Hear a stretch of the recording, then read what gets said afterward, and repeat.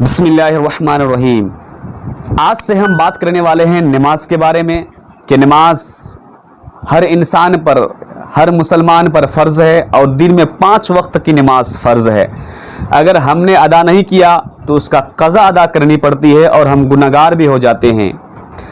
और इसके लिए यहाँ तक फरमाया गया है कि जब बच्चा 7 साल का हो तो उसे नमाज सिखाया जाए और जब 10 साल का हो जाए तो उसे डांट मार कर सिखाया जाए, लेकिन नमाज सिखाया जाए क्योंकि ये फ़र्ज़ है।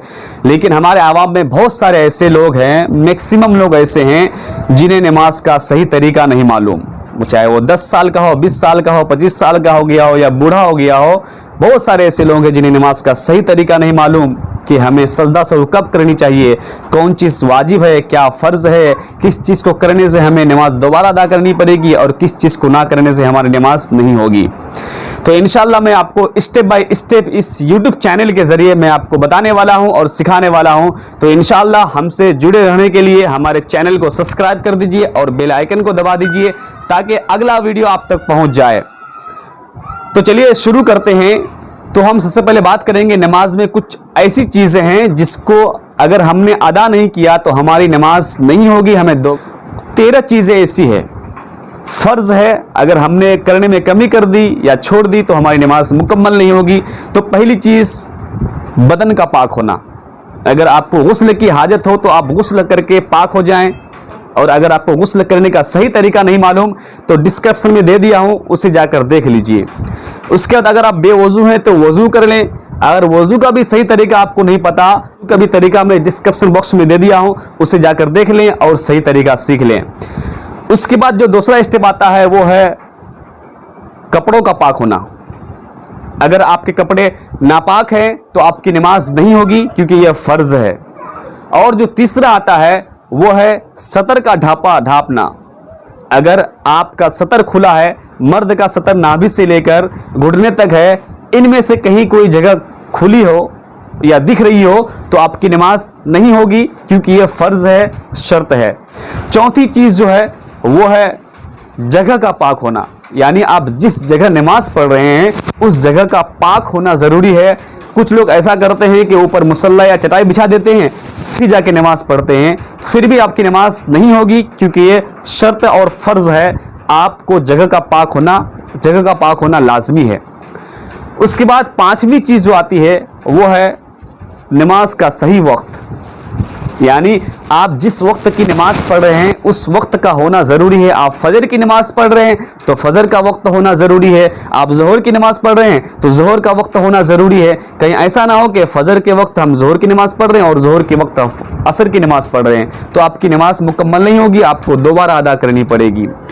उसके बाद जो अगला स्टेप आता है वो है किबला की तरफ रुख, यानी किबला रुख होना ये फ़र्ज़ है।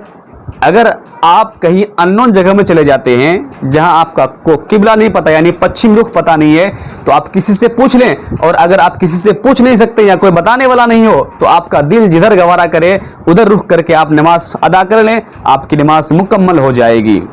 उसके बाद जो और अगला स्टेप आता है वो है नीयत। याद रखें कि नीयत दिल के पुख्ता इरादे का नाम है। हमने दिल से पुख्ता इरादा कर लिया कि हमें फजर की नमाज पढ़नी है तो हो गई, हमें ज़ोहर की नमाज पढ़नी है तो हो गई, लेकिन ज़बान से कह देना बेहतर है। उसके बाद जो अगला स्टेप आता है वो है तकबीर तहरीमा, यानी नमाज शुरू करना, जिससे हम अल्लाह अकबर कहकर नमाज शुरू करते हैं। ये भी फ़र्ज़ है। अगर आपने इसे नहीं किया तो आपकी नमाज मुकम्मल नहीं होगी। उसके बाद आता है क़िरात। क़िरात यानी क़िरात भी करना फ़र्ज़ है। आप अगर क़िरात नहीं किए तो आपकी नमाज नहीं होगी। उसके बाद जो अगला स्टेप आता है वो है क़याम, यानी खड़ा होना। आप इतनी देर खड़े रहें जितनी देर में आप क़िरात करते हैं। अगर आप क़िरात करने के दरमियान आप झुक गए या कुछ हो गए तो आपकी नमाज मुकम्मल नहीं होगी, आपको नमाज दोबारा अदा करनी पड़ेगी। उसके बाद जो अगला स्टेप आता है वो है रुकू का। रुकू भी फ़र्ज़ है, आपको रुकू अदा करनी ही पड़ेगी। अगर आपने रुकू किए बिना नमाज पढ़ लिए तो आपकी नमाज नहीं होगी, दोबारा अदा करनी पड़ेगी। उसके बाद जो फिर अगला स्टेप आता है वो है सजदा का। अगर आपने सजदा नहीं किया तो आपकी नमाज मुकम्मल नहीं होगी। सजदा करना फ़र्ज़ है, ज़रूरी है। لیکن صحیح طریقے سے بہت لوگوں کو سجدہ کرنے نہیں آتا, رکوع نہیں کرنے آتا, تکبیر تحریمہ کرنے نہیں آتا. تو انشاءاللہ میں اگلا ویڈیو بناؤں گا اس کے متعلق. اس کے بعد آتا ہے قاعدہ آخرہ, یعنی اتحیات پڑھنا. اتنی دیر قاعدہ آخرہ میں بیٹھنا کہ آپ رسولہ تک پڑھ لیں, یہ فرض ہے. اگر آپ نے اس کو ادا نہیں کیا تو آپ کی نماز مکمل نہیں ہوگی.